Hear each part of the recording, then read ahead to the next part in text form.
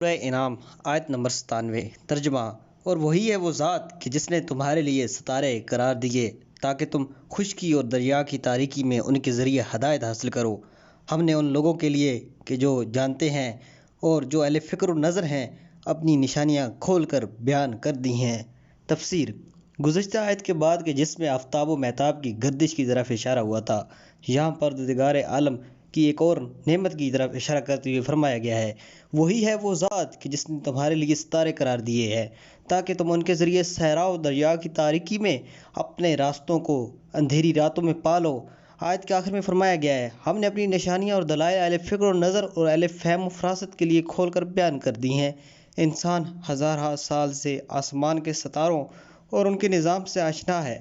اگرچہ جس قدر انسانی علم و دانش بڑھتا جا رہا ہے اسی قدر وہ اس نظام کی گہرائی میں زیادہ داخل ہوتا جا رہا ہے، لیکن پھر بھی وہ ہر زمانے میں اس کی واضح و کیفیت سے کم و بیش آشنا تھا۔ لہذا دریائی اور خشکی کے سفروں میں سمت کے تعین کا بہترین ذریعہ یہی ستارے تھے، خصوصاً وسیع و عریض سمندروں میں جہاں راستے اور منزل کے تعین کی کوئی نشانی اس کے پاس نہ ہوتی تھی۔ قطب نما بھی اس زمانے میں ایجاد نہیں ہوا تھا، آسمانی ستاروں کے سوا اور کوئی قابل اعتماد ذریعہ بھی موجود نہیں تھا۔ یہی ستارے تھے جو لاکھوں کروڑوں انسانوں کو گمراہی اور غرقاب سے نجات دیتے تھے اور انہیں منزل مقصود تک پہنچاتے تھے۔ صفحہ آسمان پر چاند رات پے در پے متواتر نگاہ کرنے سے یوں معلوم ہوتا ہے کہ جیسے ستاروں کی حالت و کیفیت ہر مقام پر ایک ہی جیسی ہے، گویا کہ ستارے موتیوں کے دانوں کی طرح ہیں کہ جو ایک سیاہ کپڑے کے اوپر ٹکے ہوئے ہیں اور آغاز شب سے ہی اس کپڑے کو مشرق کی طرف سے مغرب کی طرف کھینچ دیا جاتا ہے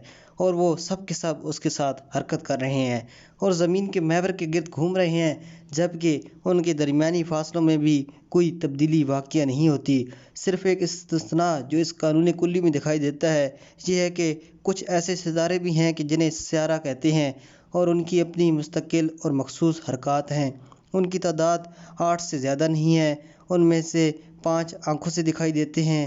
عطارد، زہرہ، زحل، مریخ اور مشتری، لیکن باقی 3 سیاروں اور انوس،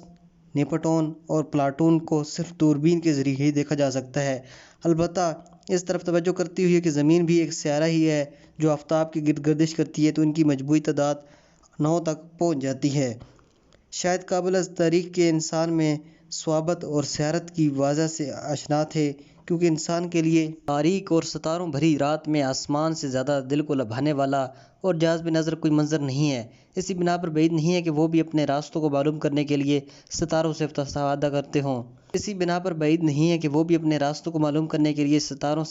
کرتے ہوں۔ بعض روایات سے جو اہل بیت علیہ السلام کے طریق سے وارد ہوئی ہیں معلوم ہوتا ہے کہ درجہ بالا آیت کی ایک اور تفسیر بھی ہے، اور وہ یہ ہے کہ ستاروں سے مراد خدائی رہبر اور ہادیان رائے سعادت یعنی ائمہ معصومین علیہ السلام ہیں کہ جن کے وسیلے سے لوگ زندگی کی تاریکیوں میں گمراہی سے نجات پاتے ہیں۔ اور جیسا کہ ہم بارہا کہہ چکے ہیں کہ اس قسم کی معنوی تفسیر آیت کی ظاہری اور جسمانی تفسیر کے منافی نہیں، اور ہو سکتا ہے کہ آیت کی نظر دونوں ہی باتوں کی طرف ہو۔ والسلام علیکم ورحمۃ اللہ۔